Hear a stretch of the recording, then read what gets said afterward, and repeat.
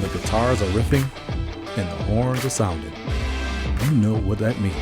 It's time to play some toss. Welcome everyone to episode 31 of the Tristain on Sports Show Toss. It is your main man, T-Square. Tristain Thomas here with you.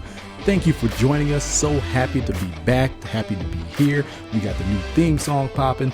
We got the brand new website, tossnationmedia.com popping. Everything's going well with that. It's all in an effort to give you all the truthful, opinionated, and passionate sports talk that you deserve.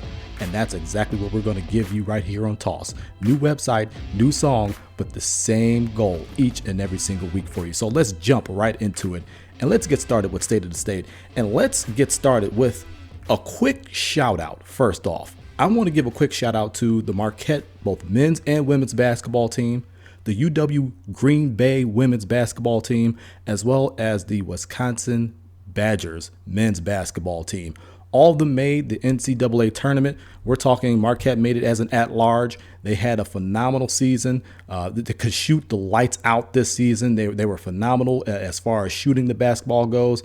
They just got steamrolled in the second half against South Carolina. And we saw the damage they went on to go and do as they downed Duke, who was one of my Final Four picks on my bracket, if you guys have been following along on Quick Toss on tossnationmedia.com. The UW Green Bay women's basketball team is a machine. They keep winning the Horizon League regular season, the postseason tournament, and getting into the NCAA. They don't get enough credit for what they do. Had a shot to beat Purdue in their game, but they just could not make shots. Their defense was second in the NCAA, so they could defend, but they just could not make shots. They ended up losing their game. I believe the same was the case for the Marquette women's team. They lost in their first round game. And then you got the Wisconsin Badgers, who absolutely shook up the world by beating the number one overall seed Villanova Wildcats, the defending national champions from last season. Can we say they shook up the world? I mean, I guess in terms of seeding, they shook up the world. But overall, I mean, should we really be surprised? They're a really good team. They got seniors on this squad with that experience of going to the Final Four 2 years in a row, to going to the national championship game a couple seasons ago. Should we really be surprised? I mean, they just keep plugging along. Wisconsin is just one of those programs that does not get love nationally, but they win. They keep winning. And I'm not mad about them ruining my bracket. It's always going to be my team before any type of bracket competition. So I'm proud of those guys. I want to give a quick shout out to all of them.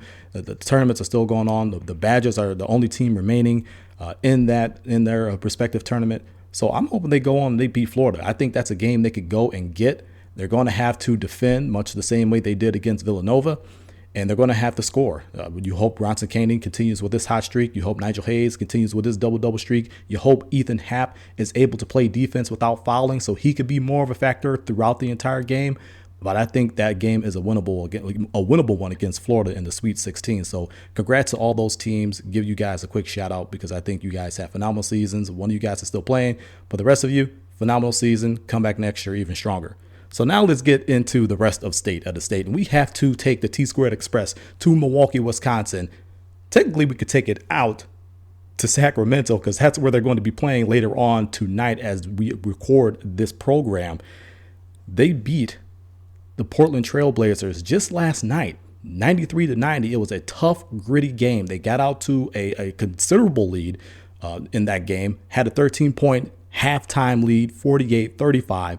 You knew the Blazers were going to make a run. Dame had a great game. You knew he was going to shoot lights out. CJ McCollum, another guy who could shoot lights out. You knew that run was coming, but you were hoping that the Bucks could sustain it and stretch the lead out even further. But it ended up being a lot more close than you really wanted it.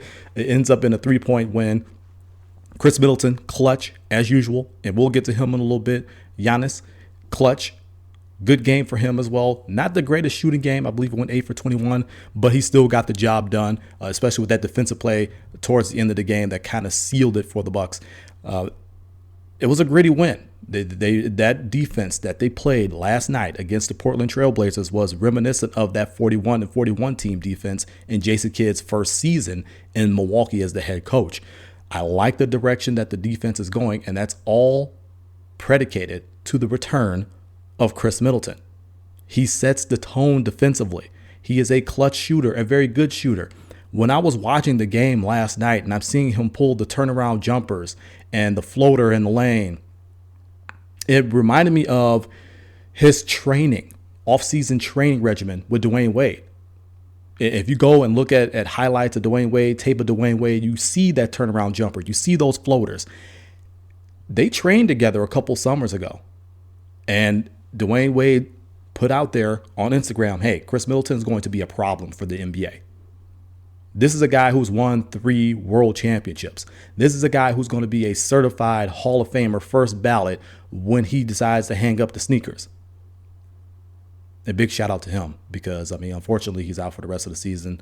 He's got a fractured elbow. You really didn't want to see that happen to him. You don't hope anybody gets injured, but big shout out to him. But he sees that. He knows good players in the NBA. He knows those guys who just have that it in them. And Khris Middleton is one of those guys that has that it.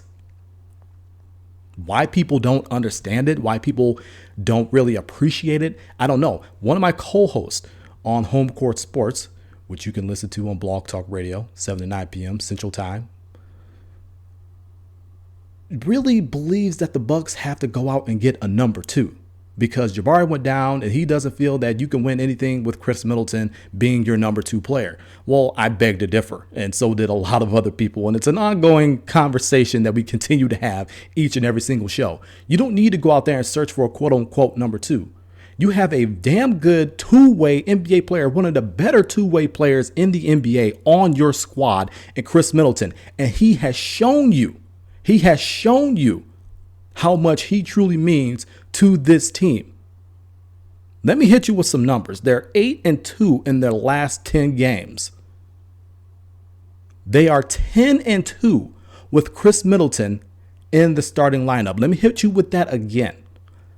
The Milwaukee Bucks are 10-2 with Khris Middleton in the starting lineup. They lose Jabari, they gain Khris Middleton, and now they have gone on to play the best basketball of the season. And I don't think it's a coincidence that they're playing their best defensive basketball of the season with him back on the floor. As I stated before, he sets the tone defensively. He is a clutch shooter, a guy you feel comfortable going to in the clutch. He's shown you this in seasons prior. He showed you this again this season. He's a damn good shooter. He's a guy who can get it done in the post. He's a guy who can get it done from 3. He's a guy that can get it done defensively. One of the better two-way players in the NBA who could do it both offensively and defensively. And let's be real with ourselves. There aren't many two-way players in the NBA. You have guys who are very good offensively. You have guys who are very good defensively who may be able to hit a 3 for you, like a 3-and-D guy, a D&3 guy, much like Tony Snell is. And Tony Snell is excelling at that role. I love what Snell brings to this squad. 3-and-D guy, you need those types of guys, and he's shown his value to this team. But you're not going to go to a Tony Snell in the clutch.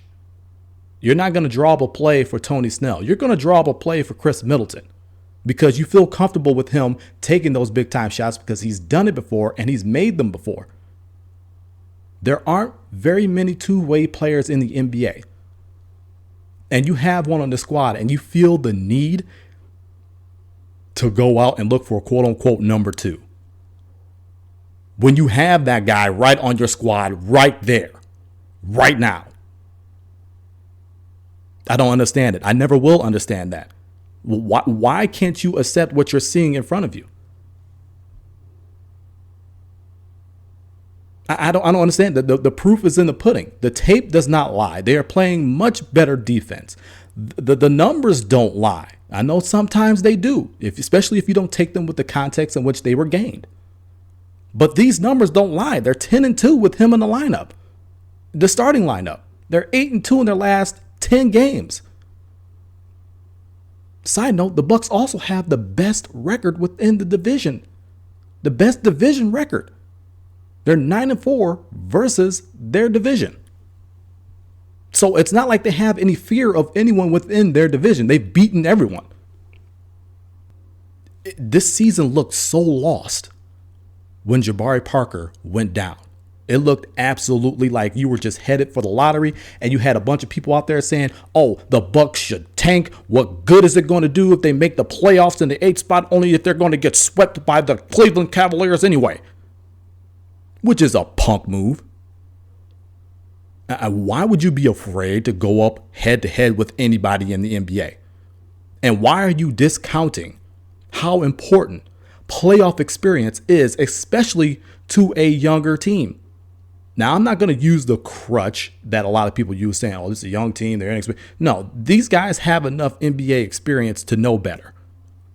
But when you're building what the owners came in and told everybody they wanted to build a championship ball club, not championship caliber, but a championship team, in order to do that, you have to go and get playoff experience.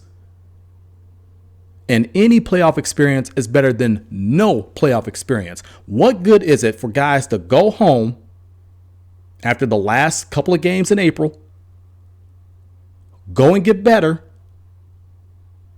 individually, only to come back, maybe have the same thing happen again, go home after all the games are over in April,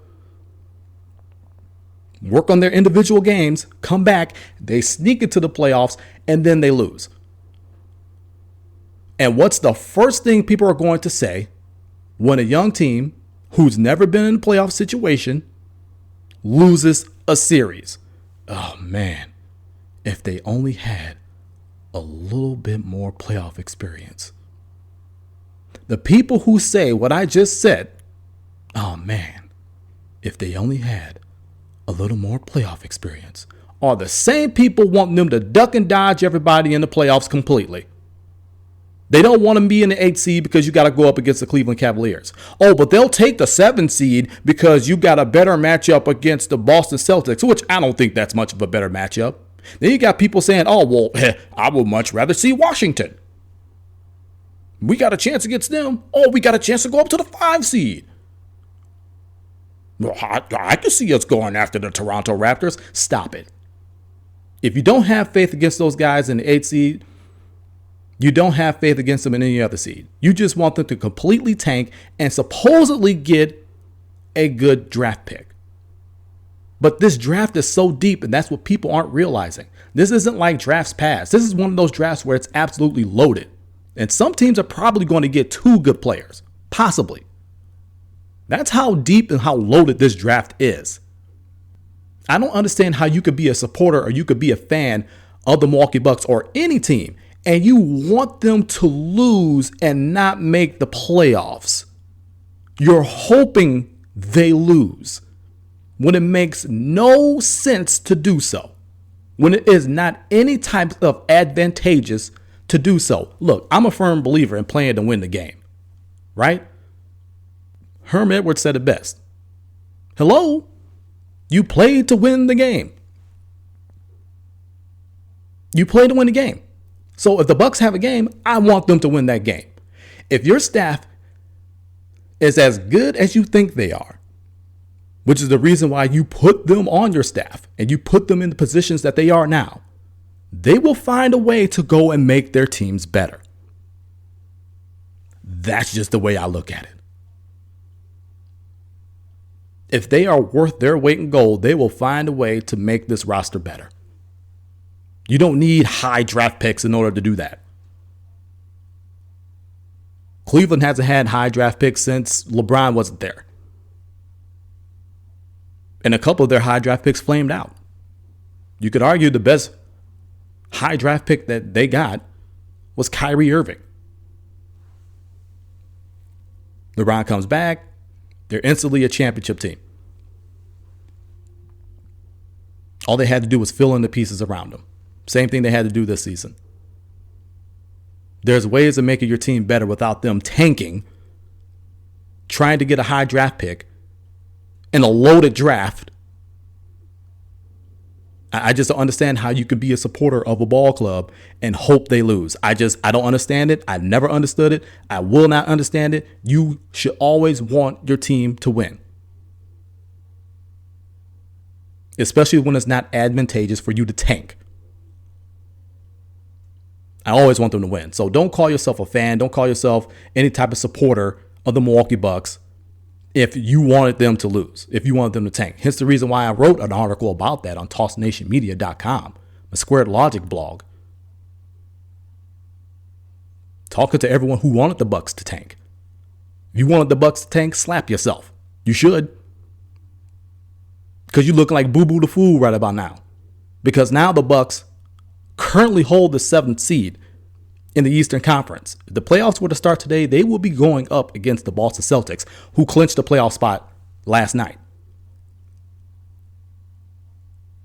More than likely will be in the 2 seed, an outside shot at getting the 1 seed. But more than likely it's looking like they're going to be in the 2 hole. I want the Bucks to get into the playoffs. That's the natural progression. I've said it before the season started. I had many debates and discussions with people saying, oh, playoffs aren't important. The hell they're not. Playoffs are always important. You cannot replicate playoff basketball. You cannot replicate it. You have to get in and play to see what it is. And when you get in there to play in the playoffs and you gain that experience, you learn how to win. You learn what it takes to play playoff basketball, which turns into championship basketball. This is the natural progression of things. Now, do I believe this saves Jason Kidd's position? I don't think the way that they're playing has a whole lot to do with Jason Kidd. I think they got Khris Middleton back. Guys kind of slid in place. He kind of sets the tone defensively. Those players are going out there winning games. His rotations are still questionable. The defensive scheme is still pretty questionable, especially at times, even though they're in a good stretch of basketball right now. But the one thing that got him extra time was Jabari's second knee injury. That bought him more time. So you're going to see Jason Kidd for another full year. If they go and make the playoffs, they have a better season next season. And you hope Jabari comes back. I'm predicting he'll be back probably sometime after the All-Star game. That's my prediction. But then again, I thought Khris Middleton would be out the entire year. So what do I know? But that's just my prediction. But this good stretch of basketball coupled with, and I think this is more important so, Jabari Parker's injury bought Jason Kidd more time. I still think a lot of his methods are questionable. But the great deodorant to anything fishy is winning. And the Bucks are doing that right now. 10-2 with Khris Middleton in the starting lineup. 8-2 over their last 10 games. Much better defense. Sharing the basketball more offensively. Yet another shooter on the floor. Now, last night's win against the Portland Trail Blazers means nothing if they can't go and beat a team that they should definitely handle in the Sacramento Kings. You got Buddy Hield out there. He's shooting a lot better since that trade. He's playing pretty well. As you hear the geese behind me. You have to follow up these types of wins with taking care of business against teams that you need to take care of business against. And that's going to prove to me whether or not this is a legitimate playoff push. Because nothing is assured for the Milwaukee Bucks. They sit in that 7th seat right now.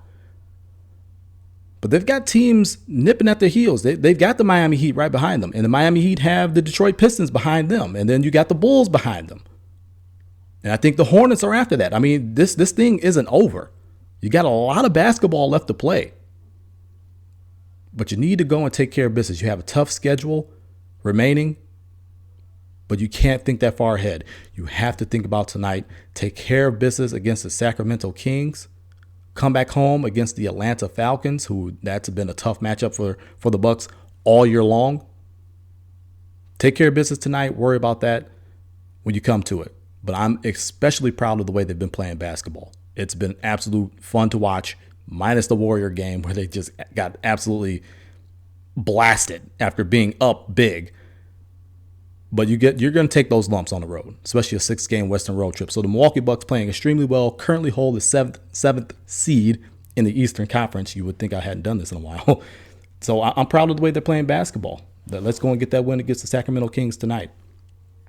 Continuing on State of the State, we take the T-Squared Express up to Green Bay, Wisconsin, specifically Ted Thompson's office at Lambeau Field, 1265 Lombardi Avenue.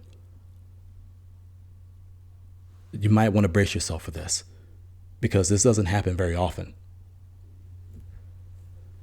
Ted Thompson actually dabbled in free agency. And it wasn't just his own free agents. Let that sink in. Ted Thompson actually participated in free agency, and they weren't just his own free agents. He re-signed Nick Perry. That was his own free agent. Big money deal, $18 million guaranteed, possibly a possibility of $60 million overall. Re-signed Don Barclay. Need that depth on the offensive line because of the guys that you lost, and we'll get to that in a second. When I say he dabbled in free agency and they weren't just his own free agents, I'm talking about Lance Kendricks, former tight end for the Los Angeles Rams. Pretty good blocker. He could catch a few passes. Pretty good player from the University of Wisconsin. He comes back home to play. It's got to be a dream of his. And I believe he said that. It was a dream of his to come back home and play for his home state team. So kudos to him.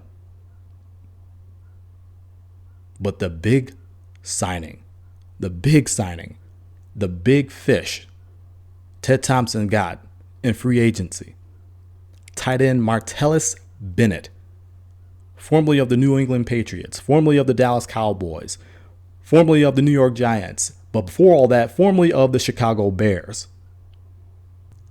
This, to me, and this couples from before I even talk about that, let's talk about the people that he's lost. He's lost Jared Cook, right? Cook goes to the Raiders, which is a very good signing for him. Derek Carr, those boys up there, whether they're still in Oakland, whether they eventually move to Las Vegas, no matter where they are, they have an explosive offense waiting to happen.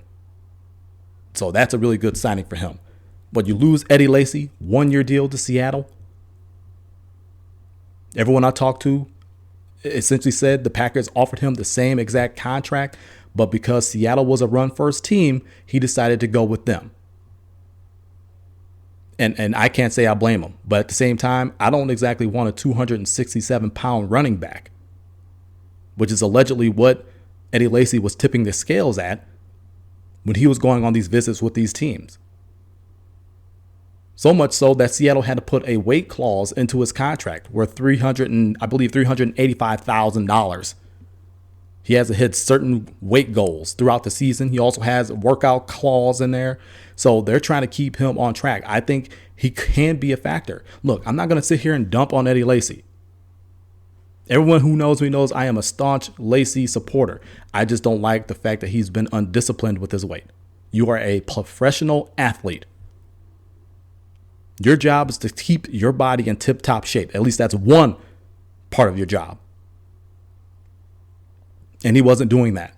He was not doing that. And I know he had the foot injury, and maybe that curtailed some of the training he was able to do. But I followed him on social media, and it looked like he was working out. So I don't understand why you weren't able to kind of keep your weight at a professional level, or at least conducive to being able to go out there and doing everything that you did, especially your first 2 seasons with the Green Bay Packers. Former offensive rookie of the year. And people talk about him like he's trash. He was averaging 5.1 yards per carry before he went down with that foot injury last season. So it's not like he can't do it. He could go out there and do it. He's shown it multiple times. It's just a question of his discipline and his dedication to his body. And in turn, that's a dedication and sacrifice he's willing to make for his team. Pretty big questions. So you lose Eddie Lacy. You lose Jared Cook. You lost Micah Hyde to Buffalo. Hyde's kind of one of those picks or one of those guys where you love to have him. And I do. I loved everything he did as a slot corner. But I think with the healthy Quentin Rollins Quentin Rollins can do the same thing. So it hurts that you're missing experience in that backfield again, in that secondary again, but a healthy Quentin Rollins can do that job. I really think he can. So we're kind of on a wait and see approach with that to see how much that hurts you. But again, any experience in the Dom Capers defense and in the NFL that's lost on your squad is going to hurt. It's going to hurt a little bit. So it's up to, and I don't know that it's the Packers' wishes to put Quentin Rollins in that slot corner spot. I don't know. I'm just speculating. I'm just saying what I would do. But I think that's the route that they're probably going to go. And plus you got Devon House, another guy I forgot to mention that I picked up. Former Packer, former Jaguar, now Packer again. I think he's going to be good in that defensive system for Dom Capers. He knows what Capers wants. He's going to be able to play more of his style of football, bump and run, press coverage. It's what House does best. And that's exactly what Dom Capers wants. You remember those days of Al Harris and Charles Woodson on the outside? How much success they had out there? That was press man coverage. Bump and run. That was what Woodson and Harris were great at. At one point in time, they had the best cornerback tandem in the NFL, completely shutting people down. So if you could get back to that style of play with a healthy Demarius Randall, possibly starting Devon House on the other side, that's if you don't go and pick up a veteran corner. There's a guy by the name of Darrelle Revis that's available. He's past his legal troubles. You missed out on Stephon Gilmore. You're not going to get Malcolm Butler. A.J. Boye is gone. I don't know what Ted's going to do about that secondary situation because that was the thing that really prevented you from going to the Super Bowl. You lose T.J. Lang, a big cog of protection for Aaron Rodgers. When you start tinkering around with that offensive line, you damn well better have a plan in place. Because you cannot afford to get, as my dog shakes out in the back, you all hear him. Simon's here for every episode. But back to what I was saying. You cannot afford to go chintzy on protection for your franchise quarterback. Because your franchise quarterback means absolutely diddly if he's not on his feet. And there's been some years where Rodgers was getting absolutely killed by lack of protection on his offensive line. You cannot afford to have that happen at any stage of anyone's career, but much less with Rodgers starting to get older. He'll be 34 next season, about midway through the season. Those hits, they add up. And the older you get, the longer it takes for you to recuperate. Now, I'm not saying that he's fragile. I'm not saying that, he's like fine china. You drop him, he's going to break. I'm not saying that about him. But we know that all these hits add up on everyone. And the older you get, it takes a little bit more time to recover from that. You got to protect the franchise. So TJ Lang gone to Detroit, division rival. They're trying to build something there. They're damn serious about building up their offensive line to be able to protect Stafford and to run the football. They get that. That's scary. They're already competition last season. One game away from winning the division. They'll push the Packers again this season. You lose Dayton Jones, who I actually liked.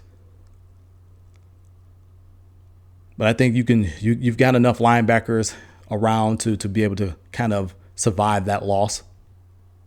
I don't know what the plan is. I sit here and I'm thinking about it, and I'm looking at all the losses and all the gains, and I just don't know what the plan is defensively.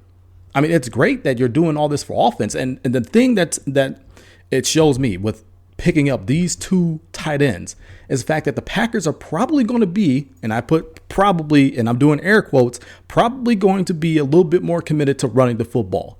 Because we all know, if you follow the Green Bay Packers, you're a fan of Green Bay Packers, you heard of the Green Bay Packers, you heard of Mike McCarthy, you know that the running game is usually pretty non-existent.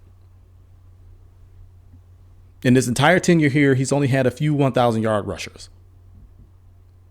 Ryan Grant, Eddie Lacy, I really think those were the only two. So it's showing me that they may have more of a commitment to running the football, which is a great thing. You need balance. For a guy who sits there and screams about balance and Mike McCarthy, he really abandons the run early in games, even when the run is going very well. I've seen Eddie Lacy get off to hot starts, 5 carries for 30 yards or 35 yards, averaging 6 or 7 yards a carry, and then all of a sudden he gets yanked. And you don't see him for a few series. And then you get series of James Starks, who declined heavily, which is why he's no longer with the team. Then he got injured. So he's off injured and declining and getting older. Bye. Got to go. It's inexplicable what he does with the running game. Why? The only time I've ever seen him consistently stick with the run was when he didn't have a choice. You all remember the season where Aaron Rodgers had broken his collarbone and the Packers were just struggling to stay above 500, and they went below 500, and they're trying to, but they were still in the running for the division because the Bears were absolutely awful.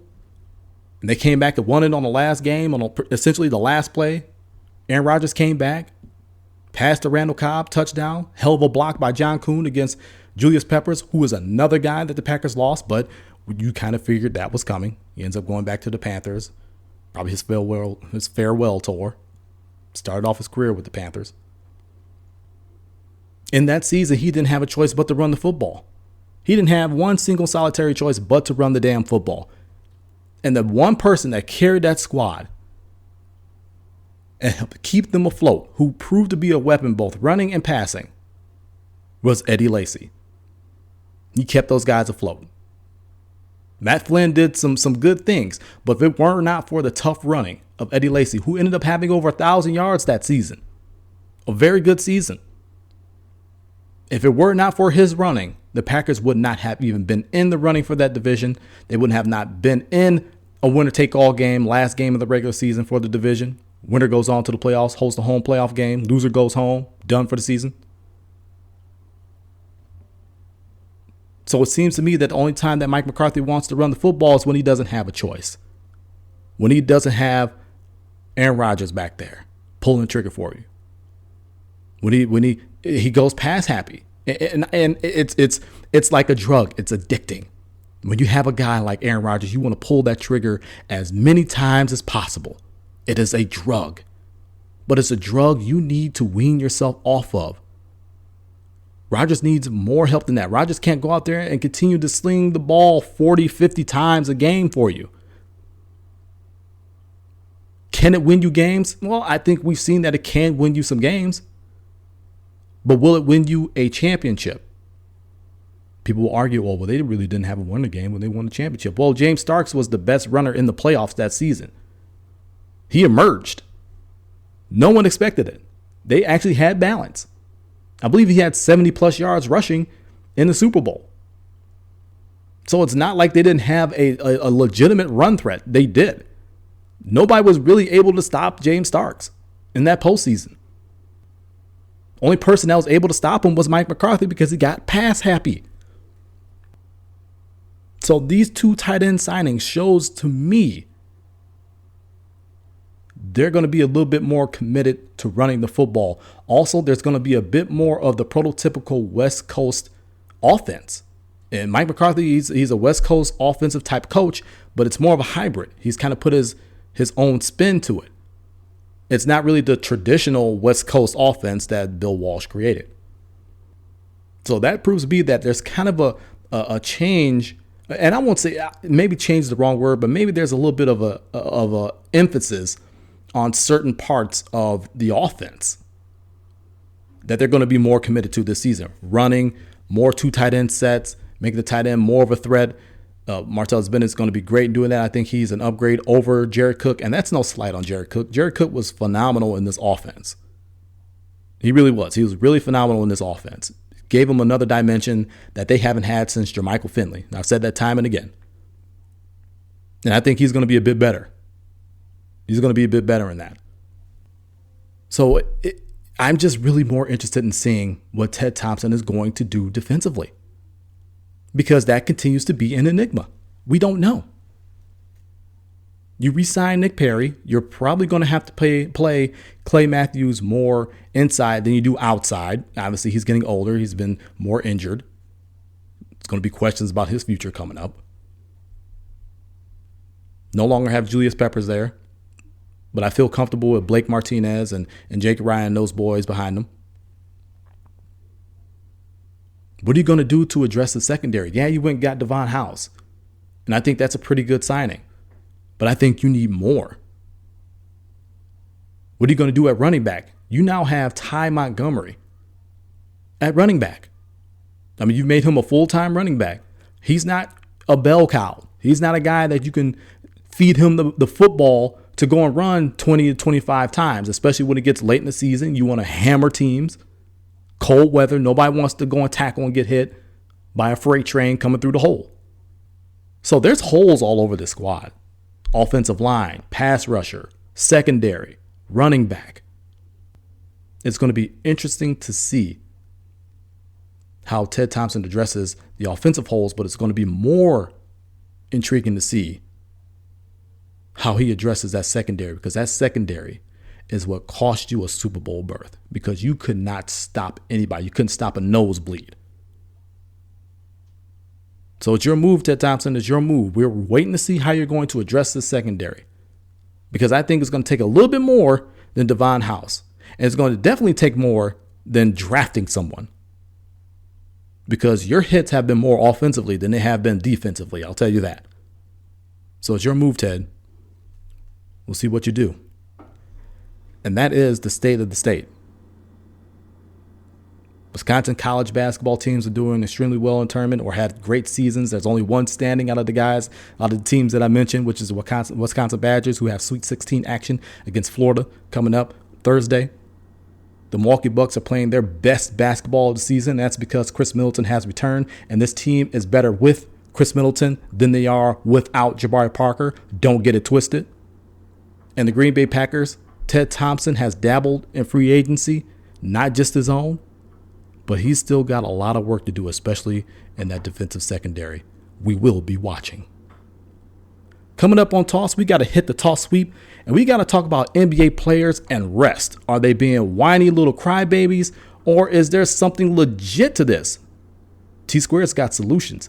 And then we have to talk about the loud mouth of the moment, Lavar Ball. A dude I think he needs to shut his ass up. See why I feel that strongly. Coming up next.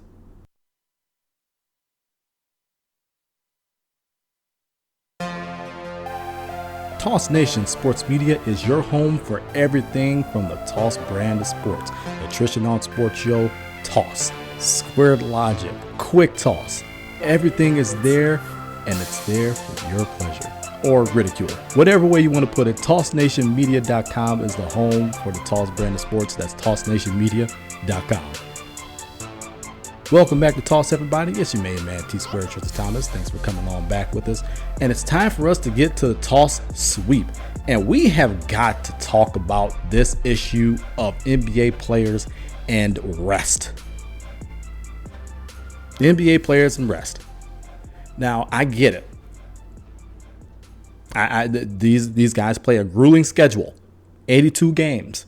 Some may feel that's a bit much. I know for me, when everything's locked up for teams and nobody's really playing for anything anymore and guys are going to get rested anyway, it really grinds on you because you want to get to the playoffs. That's the main course. That's what you've been waiting for. When you have a couple of weeks of games or or 3 or more weeks of games where they really don't mean much of anything, you're just itching to get to the playoffs. We'll get to that situation later. What should we do with those? But I know it gets irritating for me. And I know I'm not alone in that assessment. The reason why we're talking about NBA players and rest is because the amount of star players and the amount of starting lineups and in national televised games being sat down by their coaches has gotten to be ridiculous. LeBron James thinks it was because of him. And he felt that he had a target on his back. And I said on the Toss Facebook page, which is facebook.com/T on Sports Show, it's not about you, LeBron. Sorry. It's not just about you. And I can understand why Adam Silver has sent out a memo He sent out a memo to owners talking that, it's getting out of hand. It's become a very problematic. It's a problem for him. And it's a problem for me. And it's a problem for me for a different reason. It's not so much that I don't believe in rest for players. The main problem for me, and I would say two things. The first of them being the way these teams are going about resting the players. Now, they talk that there's analytics involved and science involved, and I understand, I read the study that, hey, in a second game of a back-to-back, especially on the road, players are more prone to injury. They're more likely to get injured, and I get that. Some of these guys are going out there and putting up, playing 40, 45 minutes, and then to come back and be expected to do the same thing at the same speed, the same vigor. It's not going to happen, and the guys end up pushing themselves because they think they have to be what they were the night prior when they're not fresh. They have no time to recover, much like NFL games on Thursday, and they're not able to do it. They're sloppy. They don't do things the right way. They get themselves hurt, and they can injure others. So I understand that, but my problem with that is the Spurs. The Spurs did this a few years back. Popovich sat just about everybody. Sat his entire starting lineup hours before a nationally televised game. I believe that game was on TNT. And at the time, David Stern was still the commissioner, fined the Spurs for that. I think it was $250,000. I think it was $250,000. I think he fined them for that. Fast forward to this season, the Warriors sat down just about their entire starting five. We're talking Steph, Clay, Draymond, Andre Iguodala. Sat those guys, the stars of the team. Sat them day before the game, day before a nationally televised game that people had made plans to attend in person and made plans with family to go and watch this at someone's house or go to a sports bar and go and watch that game at the sports bar. Then the Cleveland Cavaliers just last week sat down Kyrie, sat down LeBron, sat down Kevin Love, sat down all these major guys hours before a nationally televised game on ABC. 2 weeks in a row, teams decided to sit their starters on a nationally televised game. And when you see how that hurts the bottom line, when you see how that hurts the fans, that's when the NBA jumped up and finally said something about it. I don't think Adam Silver and the front office guys for the NBA have a problem with players resting. I believe they know there's a science to this. There's analytics involved. You have to get these guys some rest, especially with the way they're being scheduled. All these back-to-backs, I think, are absolutely ridiculous. That's grueling. It's a bit much. There's a way to do it without that many back-to-backs. Why don't you sit down and try to figure it out? And we'll come up with solutions in a little bit. But it's the problem with that is the way that you're doing it. And then the second part of that is your absolute disregard for fans. Most NBA fans who are in the arena aren't multi-millionaires who could sit there at side court or behind the basket or have a suite. They're hardworking people who have to scrimp and save to even go to a game, or because their son or their daughter wants to go and see LeBron James or Kevin Durant or any of their favorite players, and they only come around their town once a year.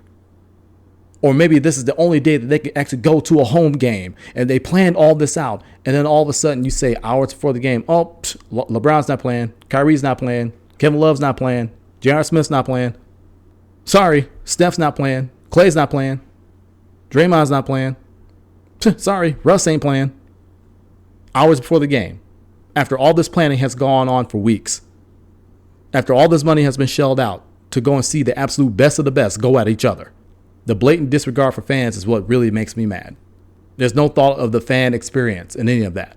And it's really, I'm mad about it, but it's really at the same time hard to get mad about it because the job of the coach is to go out there and put their team in the best position to win and make the best decisions for them to win ball games. Their whole job is to win. If they don't win, they're out of a job. Players, if they're not out there contributing to winning, they're going to be out of a job. But they all have guaranteed contracts. So whether they play or whether they don't, whether they win that particular game that they set all their players or they don't, they're still going to end up getting paid. Whereas the fan is out of that money. They're out of that money. That kid is out of an experience of a lifetime. There's no getting that back. There's no putting those pieces back together. You're not just athletes, you're also entertainers. And if it weren't for the fans filling those arenas, buying all that overpriced merchandise, buying all the overpriced concession stand food, there would be no NBA. And I think that gets lost on a lot of people. You may have an NBA, but it won't be profitable, and more than likely it will end up folding before long. The fans are just as much of a part of making you guys who you are as the dedication it takes for you to go and practice your craft and go and do that on the court. That gets lost on the coaches, that gets lost on the teams, that gets lost on the players. But how do we fix it? Well, one thing I think may end up happening, maybe not in the near future, but maybe the distant future, there's going to be a shortening of games. There's going to be a shortening of the season, maybe from 82 to 70. Maybe from 70 to 68 or 65, something of that nature. Can't really be an uneven number because you have to have the same amount of home games and road games. So maybe 66. But I think somewhere along the line, there's going to be a reduction of games. Maybe they reduce the preseason. Instead of, what did they play? 8 preseason games? You play 4 or 6. Not that makes a huge difference. I think the regular amount of regular season games that you have will make a difference. Maybe you start at the same time. You got these 66 games, 70 games, whatever it is. Start the season at the same time. You're going to have far less back-to-backs. Let it run the same time frame. You're going to get guys a lot more rest. You're going to have a lot less back-to-backs that you need to play because you're trying to stuff in the whole season within that certain amount of time frame. Now you can fit the entire season into that same time frame that you have currently. That's going to help guys get rest. Because eventually, look, if you lock up your spot in the playoffs, the guys are going to get rested anyway. I mean, if the Bucks were to lock up a playoff spot next couple of games, they can't move up, they can't slide down. Why wouldn't you rest people? The games have now become meaningless. So I can understand that from a strategic standpoint because you want your guys to be fully healthy. So that's just one solution. Maybe you shorten the season. I don't know. All I know is that all this resting, the fashion in which it's happening, it's become problematic. Not just for the league, but for fans everywhere. And if this continues and doesn't get addressed and doesn't get fixed somehow, some way, you're going to lose fans. You're going to lose fans. That's going to be the end result. And that's what's really going to hurt your pocketbook. That's what's really going to hurt the bottom line. So the players, the coaches, the owners, the association need to get together and figure it out, because this is going to become a problem and it's going to become a bigger storm on your hands if you don't get it figured out. I'm all for rest. I'm all for it. Just do it in the right way. Let's figure this out. So now on the toss sweep, we got to transition from rest to somebody who needs to give it a rest in Lavar Ball. You know, the 3 Ball sons, his father, who comes out and says he would kill Michael Jordan in his heyday, who says Charles Barkley doesn't want none of him in a one-on-one because he would run circles around him. The guy who said that his sons are better than Michael Jordan or better than Steph Curry. Now, look, that stuff I don't have a problem with, okay? I appreciate the confidence he has in himself, but also the confidence that he instills in his sons. There's something to be said about an active father, especially in the black community.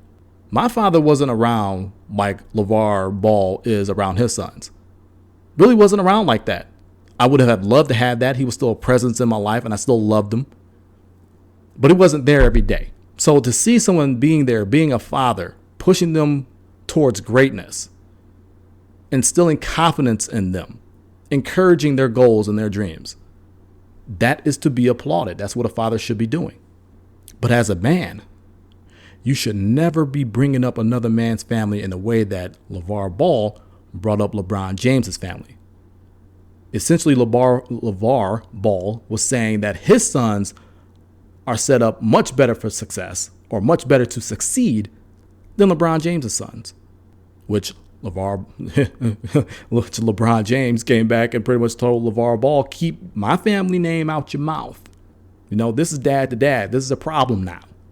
And I don't blame LeBron. You don't bring up another man's family in that nature, ever. Period. You were garbage on the court in college basketball. You averaged 2.2 points per game, and you think you could go out there and beat the GOAT, Michael Jordan.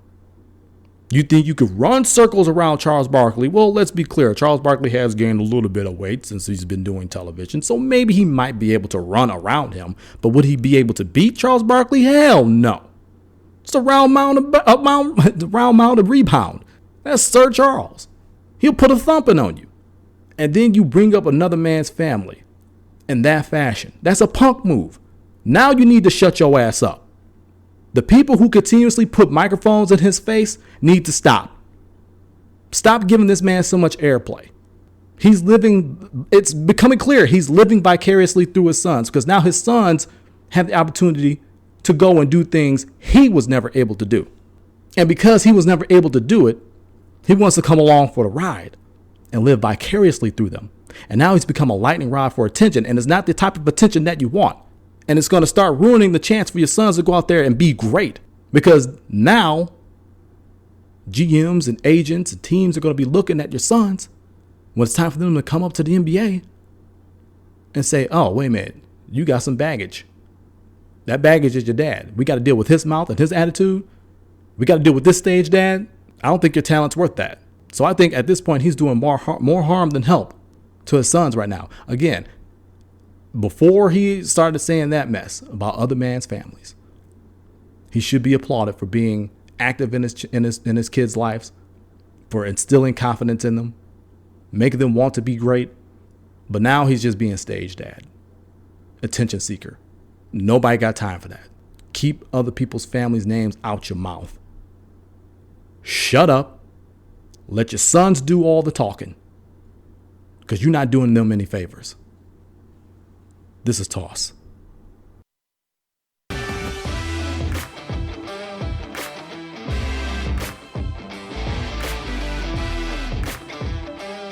All right, y'all, it's time for me to get on up out of here. This was episode 31 of the Tristain on Sports Show Toss. I want to thank you guys for hanging with us. I know it's been a while.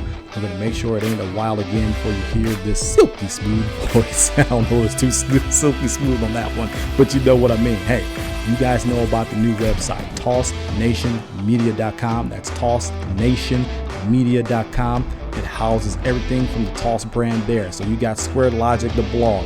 You got Quick Toss, which we dropped a brand new video just a couple days ago. And you got this very show here, the Tristain on Sports Show Toss. Get everything that you need from the Toss brand. Truthful, opinionated, and passionate sports. That's what you deserve at tossnationmedia.com. You can also hear myself, Lamont, and Professor P on the Home Court Sports Show Wednesday nights, 7 to 9 p.m. Central Standard Time, only on Blog Talk Radio. We got Wednesday nights on live. But, as I said before, it's time for me to get on up out of here. This is T-Squared Tristan Thomas reminding all of you that dreams don't catch themselves. Get up, get out, and get after them. Until next week, so long from Toss.